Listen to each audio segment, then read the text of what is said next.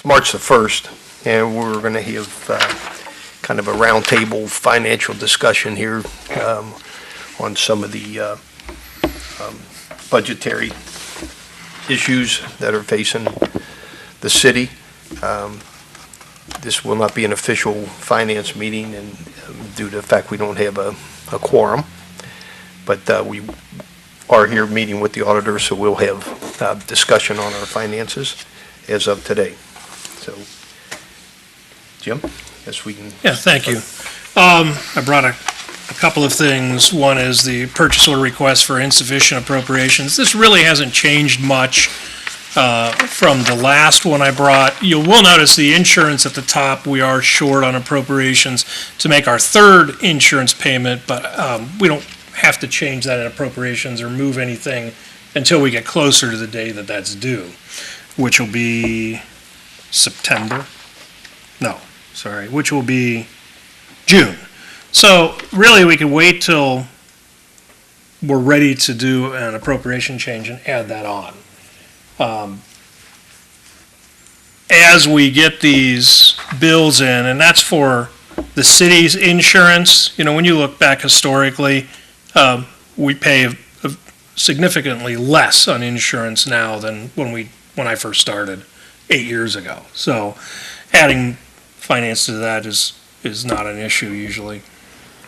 But these are the things that people have applied for that there's not appropriations for. Besides that, we've got issues with cash, as we've had our last meeting. Basically, the city is in a position where it does not have enough revenue to meet our expenses. Expenses in the form of payroll, retirees' obligation to Benovation C9 Trust, and our debt payment. We can't afford all of this. Our contracts are expensive, our debt is expensive, and our retirees' obligation is expensive, and that has put us in a chokehold. We've pushed things back and down the road for the past 2 years and tried to stay afloat with priorities of meeting certain expenses and letting other ones go until things improve, and it has gotten to a choke point where, for the first time since I've been in office, we did not meet payroll for the second payroll in February for financial reasons. So that has a pretty sobering effect on our employees when we said, hey, you're not getting paid Friday, you're getting paid Tuesday. Now that payroll has been run and we did pay it today. Everybody's money was in the bank. But, and that has left us with about $102,000 carryover. These figures are not final because we haven't closed the month out. These are still estimated. But last month, all we paid was Anthem. Then where it says OPERS actually was not paid, that $24,000. It was Anthem, payroll, some money to Benovation, the police and fire pension, and the retirees' health care. $130 were transferred to the recreation fund to keep it balanced, and then other miscellaneous expenses of $3,800 was paid. The bond retirement of $800,000. If you look, the revenue for the month was $2.2 million. That's because $800,000 came in from property tax, which is flagged to be used for the bond payment, so it was immediately transferred to the bond retirement fund. The actual revenue for the month will be about $1.4 million, which is about $70,000 over what our projected was, which was good. But we're still short because we came in $484,000 in the hole. With a lot of expenses not being paid. And those expenses not being paid, the police training allowance and police buyback from December, those are still owed. $69,000 for one, $175,000 for another. Dispatch buyback from February, $9,600. The 914's clothing allowance, that's the Public Works, $1,200. This month coming up, we've got police and fire clothing allowance, $80,000, $80,300. And police court pay, additional pay for them to go to court, $8,300, $8,300. If we pay all this stuff that we're supposed to pay and have our projected revenues for this month, we're $617,000 cash in the hole right now. Now, that doesn't pay all the outstanding stuff that we owe police and fire pension and C9 trust and all these other old debts that continue to build. We are in a cash crunch. We are going to be in a cash crunch throughout this year. We'll get a little caught up next month, but we won't be completely caught up. We're going to have to keep pushing stuff off unless we decrease our expenditures in some way by addressing the retirees' health care, the union contracts, and we really can't address the debt because we're locked into paying that. Debt payment, March 23rd, $1,243,000. We should have enough in to pay that. Another debt payment in April, $299,615. Debt payments after that on a monthly basis, $5,733. That gets us out from under the major portion of our bond debt, but it keeps us crippled throughout this year. We've talked to the people at Benovation, which run the retirees' health care, that pays the Millennium Plan, which is the gap insurance that the city pays for for the retirees. And they are basically demanding we get caught up, and that we have a plan of either staying caught up or a plan of how we're going to keep paying this. That's the tune of $43,000 a month or so. C9 Trust, $30,000 a month. That keeps growing. Police and fire pension, I'm trying to pay $150,000 a month. A year ago, our total payments to the police and fire pension on a monthly basis were about $130,000. We've gotten to that point now where we're hitting $150,000 just in the regular monthly expenses, and that's because of overtime. Every time somebody does time and a half for overtime, that extra half time that we're paying has an extra 33% added on to it. So that number grows. We broke $1 million that we're in debt to the police and fire pension fund, $1,104,430. C9 Trust, right now we owe them $374,403. And to Benovation, $66,031. And that $66,000 is, well, big chunk of that we're going to pay $6,000. Well, that includes 2 months worth of premiums. Remember, the premium is $28,000 a month, so that's February and March's premium. We're paying $60,000 to the retirees' health care just for their office visits this month. I've told them to cut a check and send it today or tomorrow because we've got the treasurer's out sick. Because we've got to pay that, because we've agreed we're going to be our own insurance company for our retirees. If we start putting those things at the top of the list, then we can't pay other things. So financially, this is where we stand. I'm doing everything I can to keep us out of fiscal emergency. But we can't pay our bills that we have now. Next year, when we have a little bit of extra money projected, it's going to be paying probably the first half of where we're behind this year. And then the following year, maybe the second half of where we're behind this year. And then the following year, maybe getting equal. But as long as these holes keep getting deeper, the longer it's going to be for us to get caught up. So we're at that point where we're talking about what do we pay and what don't we pay. And, for a city with a $21 million, almost $22 million budget, and we're saying, should we pay that $1,200 bill? That means we're that tight. So if you look on the other side of that document, you'll see a list. These are prioritized expenses, by no means the total expenses that we need for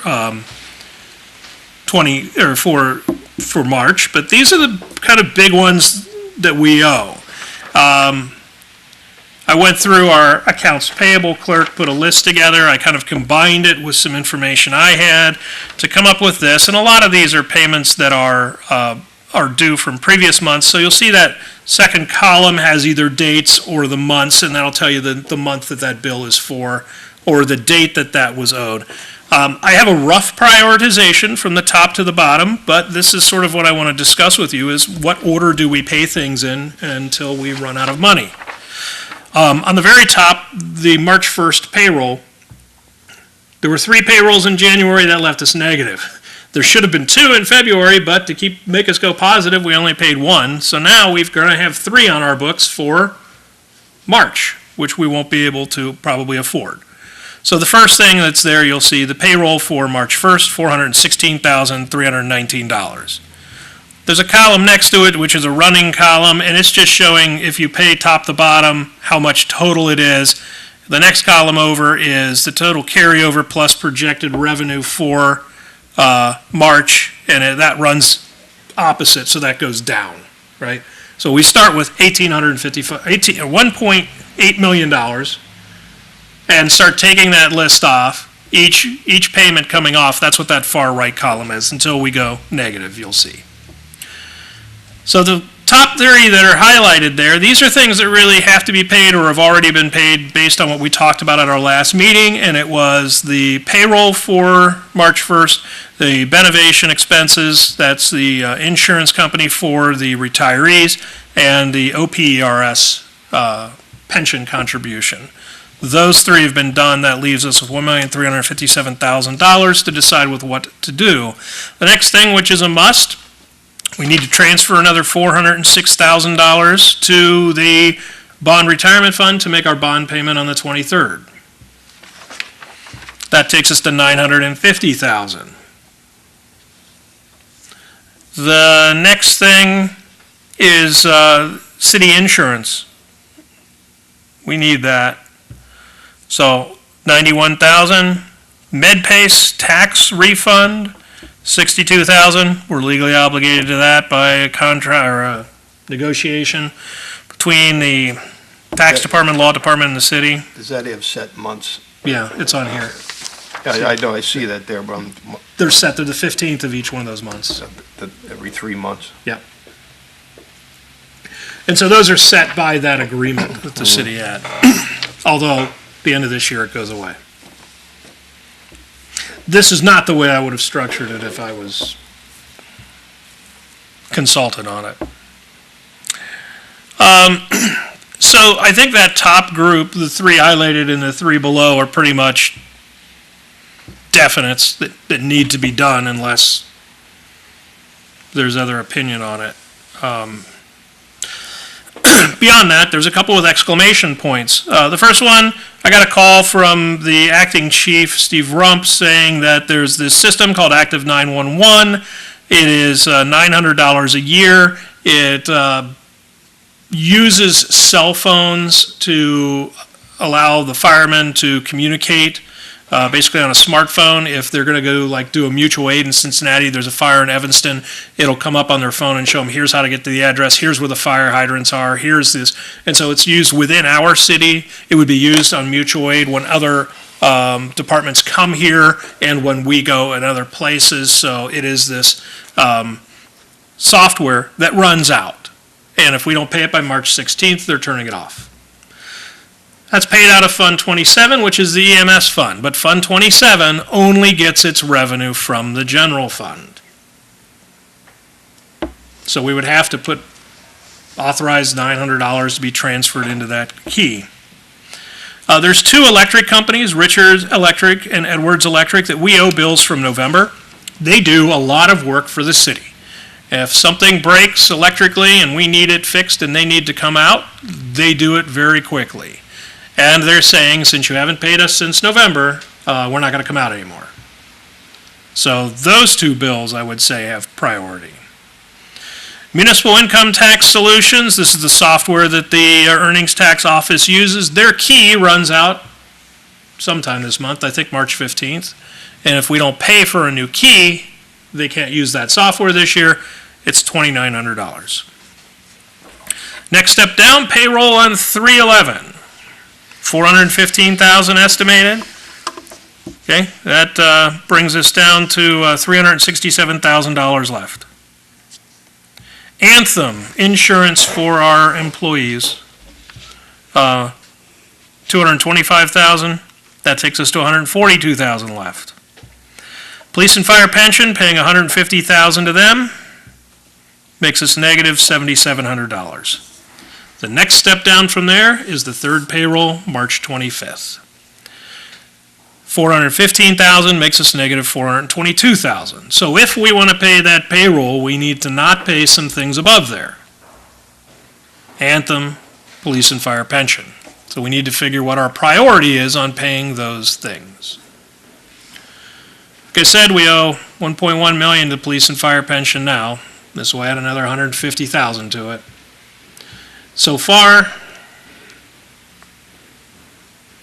they haven't come after us for it because a lot of it built up in the last quarter of last year and the first quarter of this year. We were staying within 90 days with them. We were up to within 60 days for a while.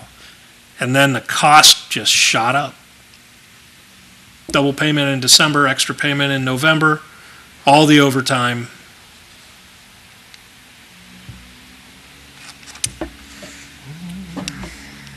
Under that, there's a lot of little things. And by little things, I mean smaller payments. Some of them a few $100s, some of them tens of thousands. The order that these would be approached, for example, if money were to come in and we paid the police and fire pension, but it wasn't enough to pay the payroll, and there was still let's say we need $415,000 to pay payroll, but we got an extra 60, where are we with that 60? And that's what I do with those numbers below there. And say, if you're not going to hit this, what order do you pay these other small things? Getting further down towards the bottom, where dates are listed. Police training allowance, that was due December 1st, $69,000. Haven't paid it yet. Police buyback due the 31st of December, or really the middle of December, $175,000. Separation pay for employees who left in December and early January. Clothing allowance, dispatch, police and fire clothing allowance. You see all these things. What we need to do is come up with a way of looking at that list, which if you're looking on the other side of the paper at the cash flow analysis, all those things that say move forward, what order are we going to pay these in? Because in April, we're going to have money to pay some, but not all these. In April, we're going to be able to pay the buyback for the police and the police training allowance. But if we do that, we can't pay the police and fire clothing allowance and the fire buyback that's due in April. There's no way you can pay it. So that'll have to be moved off. You know, what is the priority amongst these things? Separation pay. Right now we owe $103,000 total. There's just another one that just came on that would be due this month. And at what point do we pay them? Do we pay separation pay before we pay fire buyback? Do we pay separation pay before we pay the police and fire clothing allowance? When do we pay the police court pay? And you can kind of look at this sheet for the dates and the spreadsheet for a calendar, essentially, of how these things are paid. And at what priority do we pay the other things? At what point do we just start paying the copier lease because it's only $2,700? Or do we start paying the phone service or Duke? Do we pay Duke the $25,000 we owe them if we're not able to meet payroll on the 25th? You know, the question now, looking at this, and we're not going to know what our revenue is until we get more into the month, but the big question is going to be, do we not pay Anthem and the police and fire pension and hold off until we essentially get the shut-off notices later in the month, and then decide, do we pay payroll or do we pay them? Because that's kind of where we are right now. On the Anthem, is that typically due by the end of the month? Is that our due date? The due date is the first couple days of the month, so it's due right now. Okay. Around the 15th, they're going to send a letter that'll say, if you haven't, or really around the 20th, they'll send a letter that says, you haven't paid us. If you don't pay by this date, then it'll be canceled. So last month, we didn't pay it right away. We paid it after our finance meeting. And we got a letter, and it says, if you don't pay by March 2nd.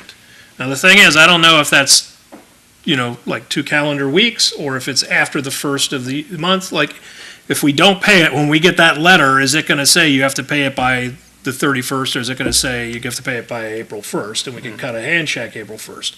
I don't know. They don't like us paying late. No. Usually we pay it after we close out, so it would, even though it's due right now, we would send it around the 7th or so after we close out the previous month, and they'd have it by the 15th, and it's not an issue. There's not really a grace period, but there's a point where they'll just cut it off.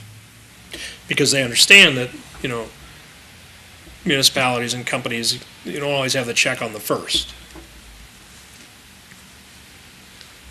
And those questions don't need to be answered tonight. These are just things to think about and look at this list and prioritize, because I would say by the 15th, we really want to know what we're paying and what we're not. I would say definitely, we've talked before, this transfer to the, on 27 for 911, I would say go ahead and do that. The software for the municipal tax solutions, I would say do that, because those are things that will be shut off. And then the insurance, MedPace, and bonds. And, and I don't know if you want to talk about Richards Electric or not, but at least those top few items, we have to transfer to the bond fund. We don't have a choice. The city insurance we should pay and not let that lapse, because that'll destroy us if something happens. And MedPace, we're obligated to pay that by the 15th. Mm.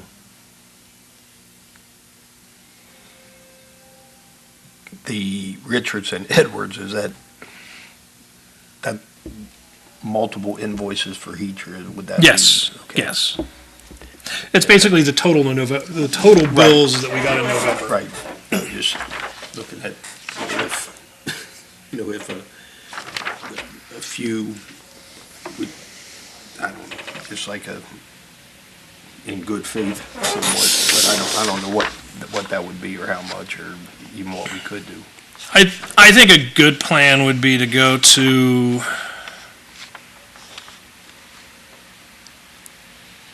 draw a line where it says payroll 311, just below that, and just say pay everything above that for now. And then everything below that address at another meeting. Next week.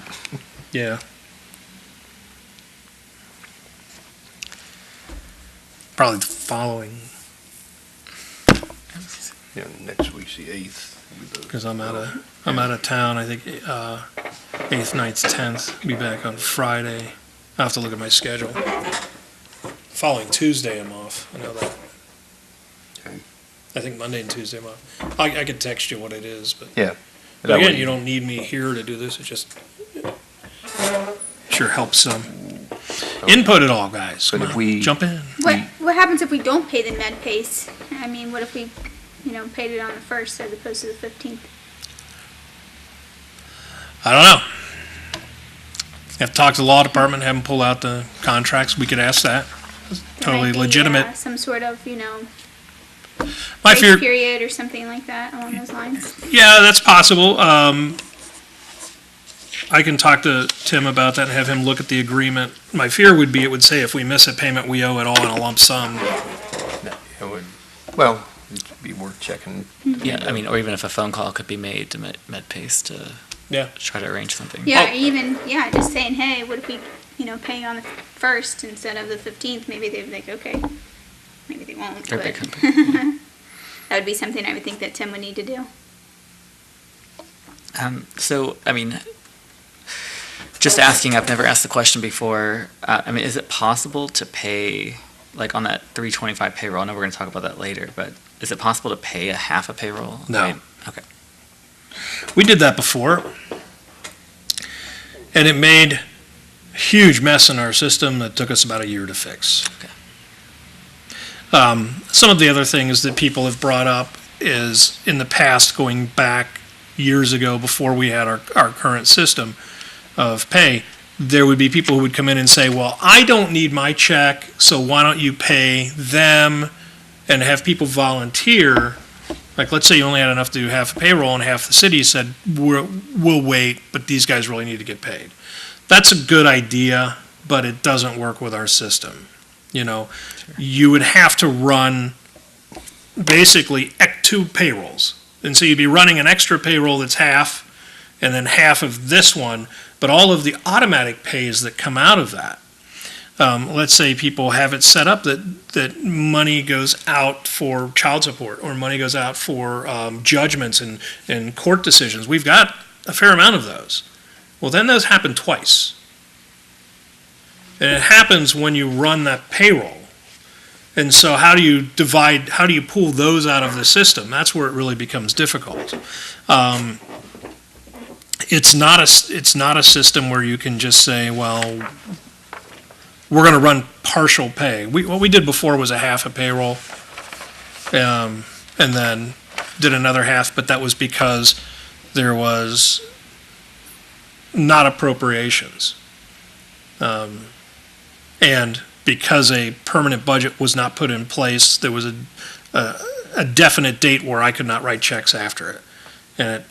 And so what we did was we said, well, up to that date, let's pay that partial payroll. And it was really bad.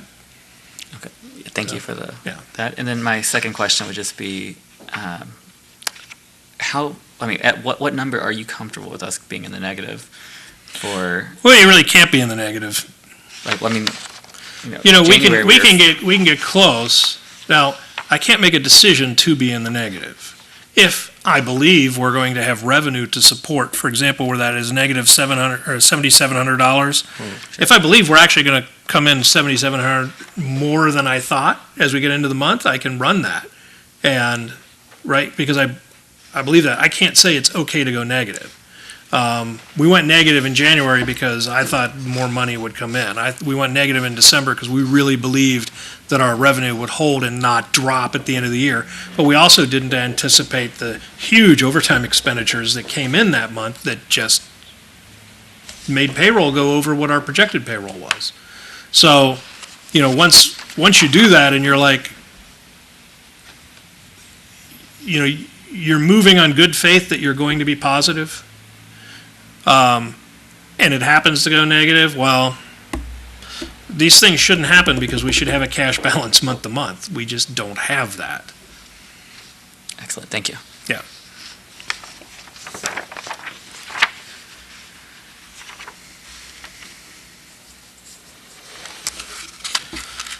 So we'll go down through municipal tax solutions for now. And ask about held back med pace and We'll ask check- that. well, yeah, I got a note to check with, unless you're gonna check with Tim. I mean, if we both do, Yeah. we'll kind of realize that we, You mean it's important? so, I have a note for that. We need to be thinking about that priority of when we hit April and we have cash that we'll be able to pay the payrolls and we'll be able to pay the insurance and be caught up on things. What do we then pay as far as the buybacks, the training allowance, the clothing allowance, the fire buybacks? Because these guys are going to want to know ahead of time as much as possible of what they're going to get paid and what they're not. And that needs to be communicated to them, and that's really shouldn't be a function of my office. When people come over and ask questions, I'll just answer them. But they shouldn't be coming over saying, well, you didn't tell us this, because it's not my job to go tell them this, I issue letters that talk about the finances of the city, but saying exactly, well, your court pay will be paid on June 1st or whatever,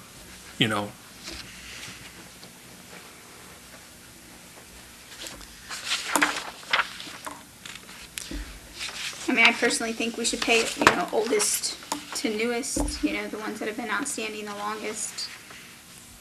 And doing the separation pay mixed in with that, like those older separation pays too, or? How long does it typically take to pay separation pay? We usually do it within 30 days, but most of the employees are people that we've talked to about it, understand the financial constraints of the city, and so they're a little more forgiving, but Is it something that has to be paid all at once? Like, can we break up their payments? I don't see why we couldn't. Yeah, typically we haven't, but you probably could. Yeah. Yeah, I mean, if we owe somebody 40,000, maybe we break it up into, 10,000 monthly payments over 4 months. Yeah. I don't see that would be, from our standpoint, that wouldn't be a problem. Because it's different than payroll. Yeah. Where you're, because you're just writing a check and paying out. It's not a payroll type check with the typical deductions and plugging them into the system.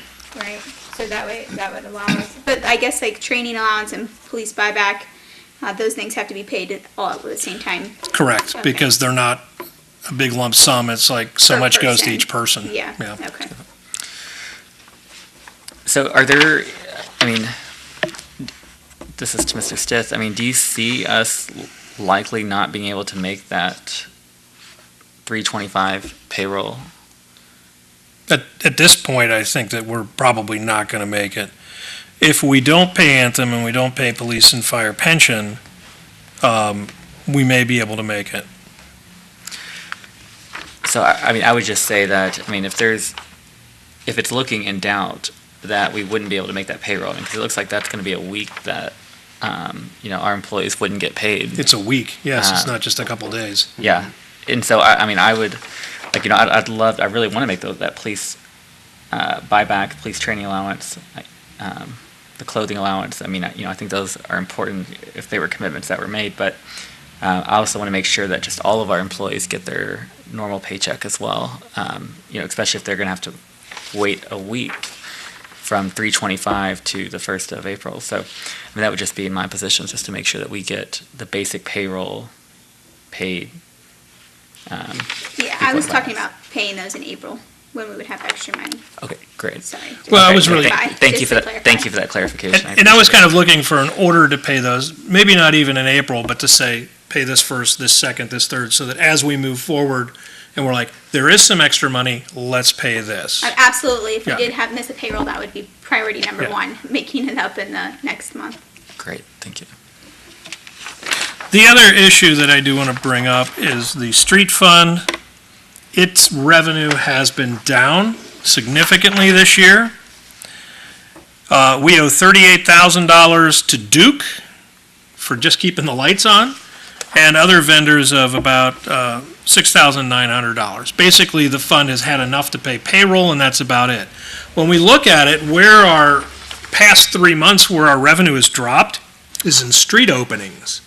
Usually we get significant revenue because every time Duke or Cincinnati Bell or anybody comes and cuts a hole in our street, they have to pay.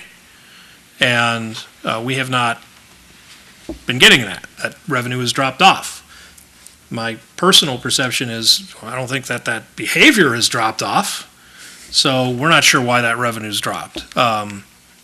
It's put us in a position where we can't pay to keep the street lights on. Duke's not going to shut them off, but they are calling us. We may want to look at April, creating an advance to the street fund. Now, subsidies, like the EMS fund and separation pay and bond retirement fund, those are one-way streets, right? The money can only flow from the general fund into those other funds. An advance is basically saying, we know that street opening money is going to come in, it just hasn't yet, so we're going to advance money from the general fund into the street fund to pay those expenses, and when that money comes in, the street fund will pay us back. So, I'm not saying we pay it in March, but in April, if we have that, if we can put $50,000 into the street fund and hope that opening money comes in, that might be something worth doing.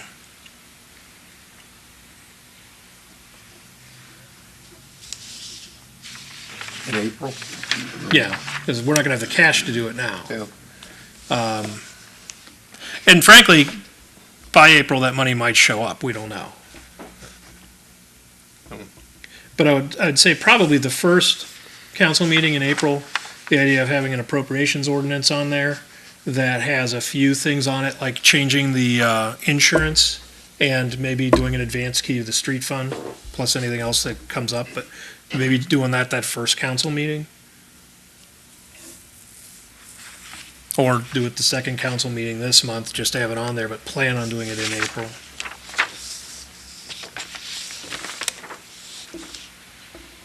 Yeah. And these, I don't know if you guys use these cash flow sheets at all. I have these going back to 2011. All month-to-month expenses, what we moved forward, what we couldn't pay on a month. It's all one big file for me, so if you're ever interested. I printed off a bunch for an employee today who was asking questions about it.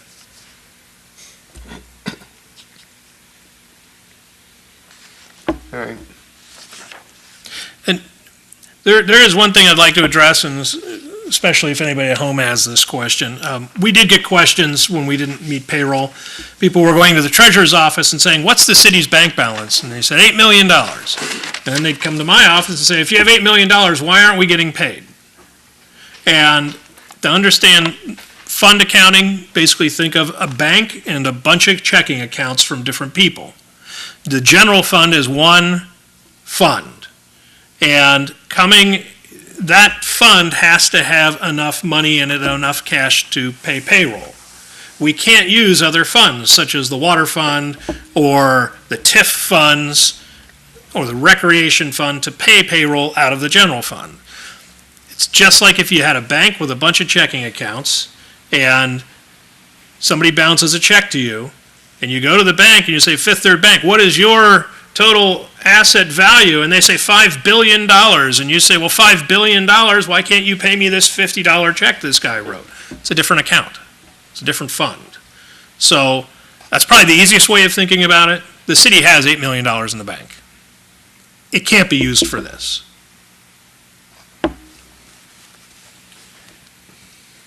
Because it could, if it could, we wouldn't have anything That's, left. that's right, that's right. Jim? Yeah. Because I actually get phone calls, concerned citizens, because when you do hear the numbers, I mean, it only makes sense, well, why not? Or what are we doing wrong?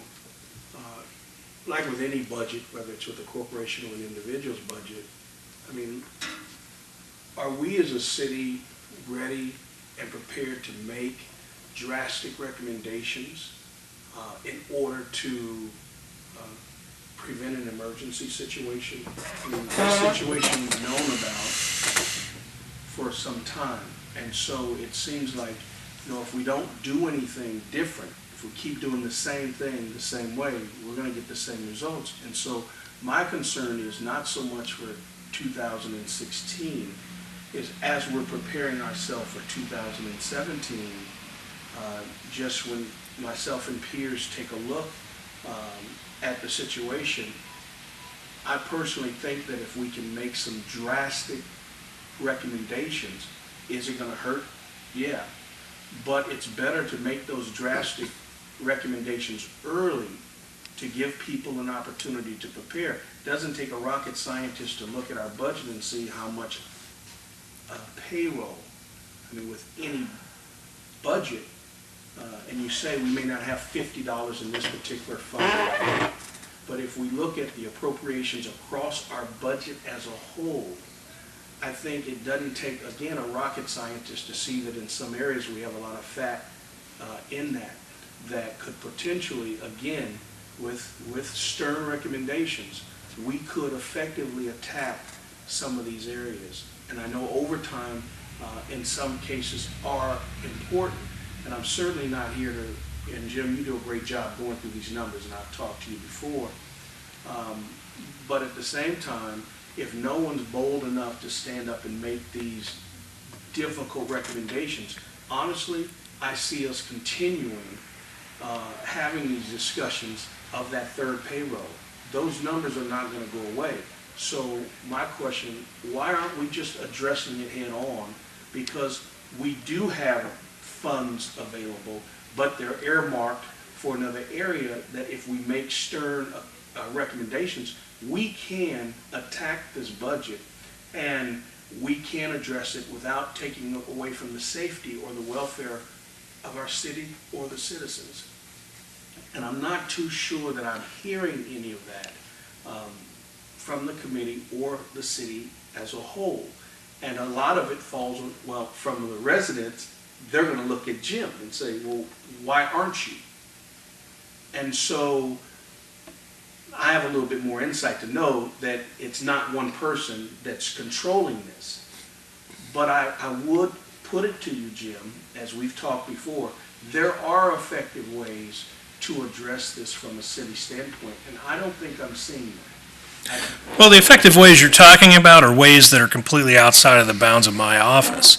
If you've listened to what I've said, and if you've read the letters I've been writing, I've pointed out exactly what the city needs to do. The state auditor has pointed it out, I've pointed it out, but just like the state auditor, all we can do is tell you where we're hemorrhaging money. And we can make recommendations as to what aspects we can legally approach and change. But there are people with strong emotional attachments to those areas. And where they have the strong emotional attachments, those things won't change.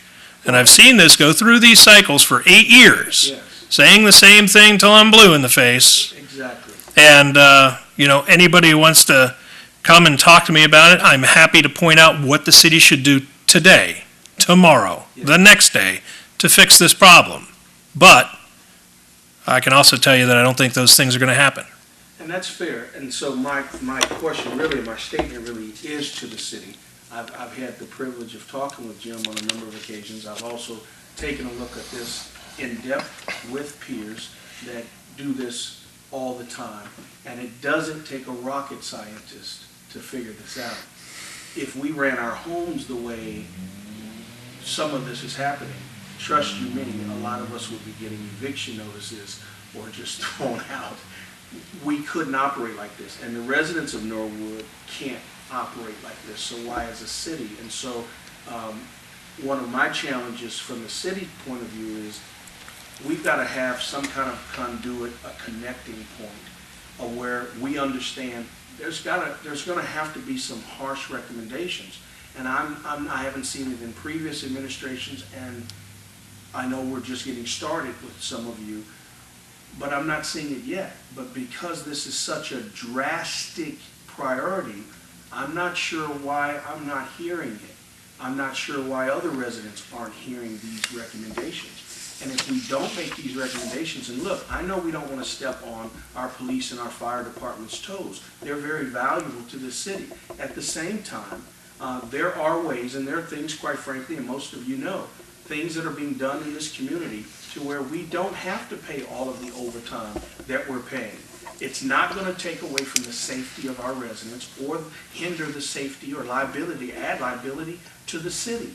So I don't know why we continue to accommodate the same old processes, even when our auditor can tell you that you're going to get the same results. And it's almost like there's a gap between communication. And so as the chair, I just Well, I think your statements in regards to the overtime is not necessary in order to maintain the public safety, that statement's, in your opinion, may be correct, but legally it's wrong because of the fact by the way the contracts are written, the overtime is required. You know, when they don't have people coming in and there is another man has to step up, they have to have X amount of people for their minimum manning on the department at any particular time, then that overtime is required. It's not that it's there that the safety is going to be any better or less with or without it, but it's a contractual requirement that we can't say, well, this guy didn't come in today, but we can do without, one more man here today. It's not going to happen, not going to hurt the safety. And that, it may be right. But the only thing is, contractually, that man somebody has to be called in for that. Right, man's not there. And I'm not challenging that, You know, and certainly I'm not, whatever we have to do legally, I'm just saying as someone who's looking at this in depthly, that I think as a city, if we really take a look at it, and I think our auditor could actually give a few suggestions that could make some differences. Now, with that being said, there's got to be some kind of a bridge here to make this process happen Otherwise, my thing is, have we gone through an extensive outside look at our finances as a city? And have others that do this for other municipalities? Because listen, we're not going to shut down as a city. No matter what we say, no matter what happens, we're not going to do that. So if we already recognize it, then my suggestion and my challenge is going to be, as we continue to move down 2016, there's fat here. There is. Well, But it's going to take harsh recommendations, in I- my opinion. And when you say fat, people get an impression that fat means, well, everybody's driving a city car home from work. That doesn't happen. Everybody has, extra this and that. That doesn't happen. When you say fat, that's what people think. This city does not run on fat, period. All right, like that. Now, when you're saying fat, you're talking about payroll in a couple departments that takes up the biggest part of the budget. Because when you look at any other department within this city, the overtime is very limited in other departments, except for if we have public works, we have problems with snow removal. But we have so few people down there to begin with, so I mean, that is not, as far as, fat. So what you're getting at is that the two major departments that have the biggest chunk of the payroll would be where, what you're assuming is where the fat lies, in which, in that particular case, it would be indicative probably because of the amount of overtime that was last year. And the majority of that overtime, I would say probably 75% of that was due to the contractual obligations of that thing. So unless, when you say, harsh changes, there's a couple things outside of payroll, and I'll touch on that. But if the harsh changes, okay, we could come in, and we're in contract negotiations currently with with the bargaining units, okay? And the city, will take a stand on issues. We can't really discuss what is going back and forth because that's not public. But just say a hypothetical, the city says, well, we want to disband everything, or we're not doing this, period. And the bargaining unit comes back and tells you, well, then this is where we stand, and everybody's at a standstill. And then we go to an arbitrator, and the arbitrator looks at you, he looks at me, and he flips a coin, basically. It's his opinion. And if he goes with you as the fire department or me as the city, whichever one, that's what you're stuck with. And if he comes, because he's not going to sit there and negotiate the contract for you. He's not going to say, well, no, Mr. Bargaining units, you need to kind of bend a little bit, and the city needs to bend a little bit, and we come to a happy agreement. That's not how that process works. And so that's where you kind of get, that's one of the hard chances you take. Now, outside of contract negotiations and being able to do something in that realm as far as to reduce the overhead as far as payroll, overtime, and expenses within those departments, all departments, then you come to, as Jim stated, and he stated before, is the C9 Trust Program and the retirees' health care. All right? So, and we can look at that, and we all know where Jim stands, and it's a tough swallow, but the only way to address there probably are a couple other ways to address it. I shouldn't say the only way, but would be if you said, okay, well, we're not obligated for these expenses, and they're a burden to the city, so they're going by the wayside. Well, then you have people that, we had been paying their insurance and they were dependent upon as retirees from this, particular city, are basically out on their own. Now, I don't know what all else is available to them, whether, through the Medicaid, Obamacare, Medicare, whatever care, I don't know what would be available to them. as far as what type of burden it would put on those folks. But that would be, are the issues that would have to be addressed, within that quote, if you want to call that, part of the fat that shows up, that's accumulating, every month that eventually we'll have to address and try to pay. Are there some alternatives to that? There may be. I'm not an actuary, and I don't know how some of those programs are set up. Like say if there is another type of insurance policy program or whatever that could be available, that could be a less of a burden, to the city. I don't know that, and that's not my profession, but I'm sure as you mentioned, there may be people that, I'm not sure there are, that may be able to, help and address that. And I'm assuming, and I might be wrong to assume, but that those are the type of things that you're referring to when you kind of saying that, there are some issues of, whether you want to call it fat or things that are in the particular expenses that the city is obligated to at this point, that may be able to be either reduced, cut back, or eliminated. But I'm assuming that that's what you're kind of talking about. Well, I'm not going to belabor it. We've got a long way in 2016. We're not going to tackle it and bite it all off in one meeting. I just wanted to put it on the table. Let me take back the phrase fat. Oh, no, But that's a valid point. Yeah. For the sake of those that may not understand my interpretation, all I'm saying is we have so many funds that are available, and if we take a look at each individual one, and again, when you have individuals with the expertise, Yeah, but you can't do that.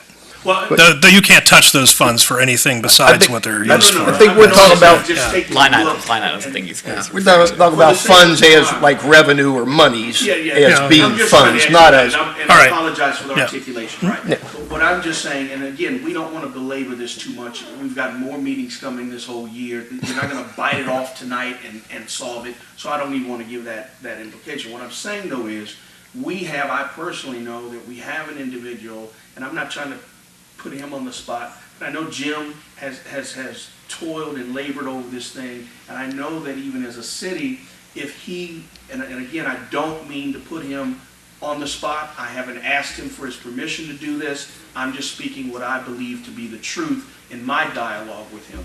If you have individuals with more knowledge than you have that could help us, it almost seems like as a city, we always lean on ourselves as, I don't mean this the way it may sound, as newbies, whereas you have someone of experience, we will not lean on the experience and then try what we've always done. And as Jim could say as the auditor, trying what we've always done continues to get us what we get.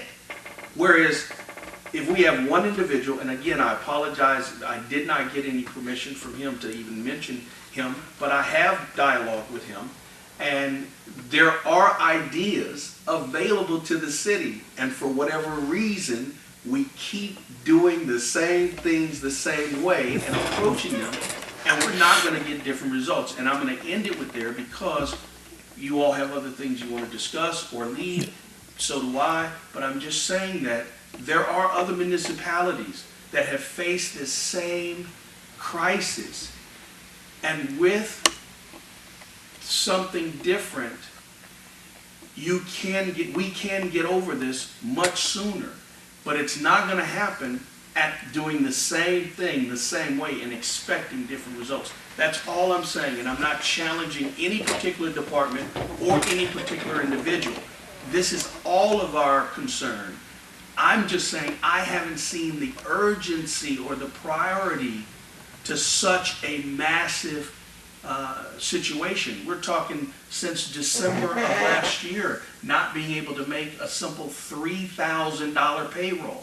And there are a lot of reasons behind that. And here we are now a few months later, and we're having this, not even 90 days later, having the same thing. But if we look back in June, we could probably project we were headed for that situation. Well, the $3,000 payroll, they were told in 3 months ahead of time they were going to run out of money. Don't spend all the money. They spent all the money. That's a fund. That's a standalone thing. It's outside of the general fund. We've bailed them out consistently, pretty much every year you and I have been doing this together. So that's not a good example. Recreation's not a good example because that was mismanagement of a person running that department in that fund. Now, and with all due respect, Jim, which you know I have a Yep. great deal of respect, I don't think it's fair for us to even point to one leader or one person who's running a budget when we as a city have known whatever the fund is for that, we know our restrictions and our limitations, and if we aren't on top of it enough to project that they're going to be bringing back part-time help during that latter part of the year, which means you're going to have to pay them, it's not just on that individual. But if that's not communicated in any way or brought to the finance committee, I mean, if somebody just spends and spends and spends and doesn't come in and say, oh, by the way, I'm going to be increasing my expenditures this way, and when I run out of money, just bail me out.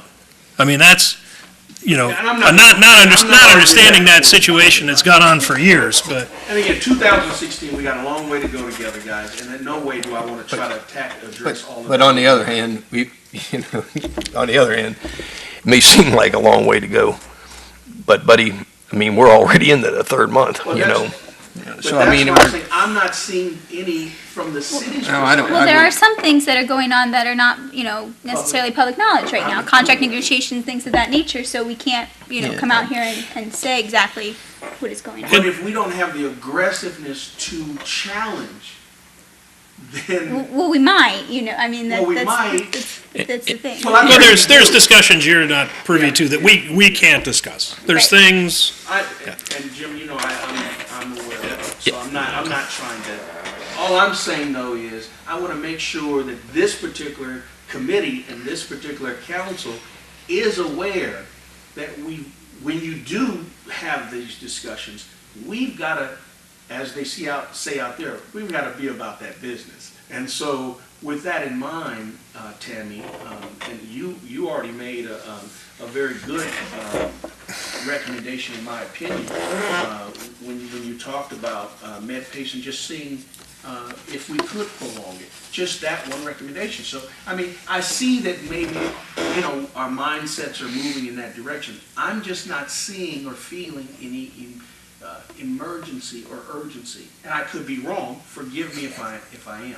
But I'd like to see that. Well, let's put it this way, as you know, I mean, we're open to suggestions. I mean, we Oh, good. talk all the time. I mean, we talk, and what if we did this, what if we did that, but everything we do is not always, we don't broadcast everything we do, so. I and, mean, Joe's been doing this, I've been doing this 8 years. Yeah. Joe and John, they've been around longer than that. Yeah. Tim Maloney, longer than that. And that's what he's blaming. Yeah. Oh, no, wait a second. So- No, Just wait. kidding. No. So, I mean, there's Make sure you let there's a me- lot, there's a lot of experience and a lot of knowledge on this committee, on this council, in other departments of the city that have brought it through tough times. This is another tough time, and the question is, I don't think there's a lot that we can do today Yes. that's going to make a difference this month or next month. What I'm really interested in doing is getting us out of this as quickly as we can and preventing this cycle that we've been in of fiscal problems getting better, then worse, then better, then worse, which is historically what we've been doing, I don't know, since the 90s? Well, probably since the 70s. We had a pretty good run for a little bit there, Yeah. and then bottom fell out, and So, well, I was gonna say, I would just, first, thanks for coming, Mr. James. Definitely always appreciate citizen input, so glad you're here.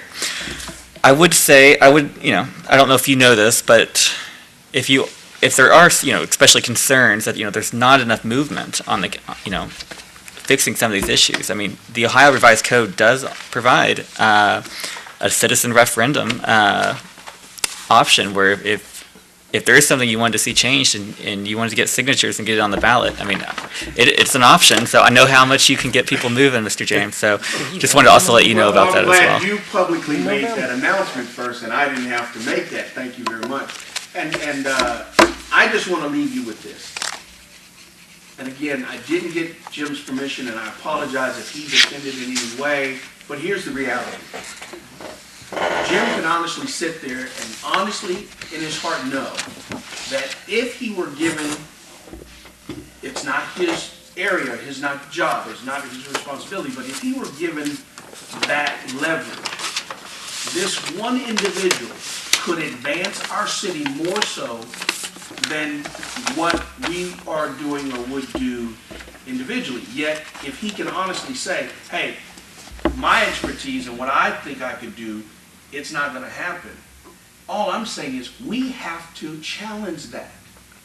As opposed to what I found with our wonderful city, when you have individuals with expertise, it may not be the end to all end answers, but when you have individuals with expertise, I'm seeing that we continue to fall upon others that can honestly say either I've never done it, never been around it happening, or I just don't know what I'm doing.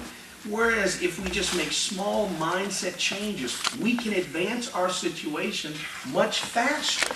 And I've been here for a long time, sitting in the back, watching and looking at how we approach our city. And I, for one, along with some other residents, I'm not happy with it. And so, yes, I do plan to challenge that. But I want to do so collectively in a very constructive way. And so, yes, that is an option that I've already... Can I just make one more comment?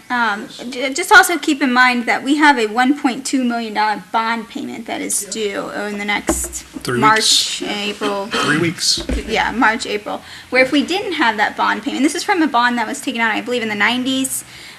So nothing that, necessarily current council did.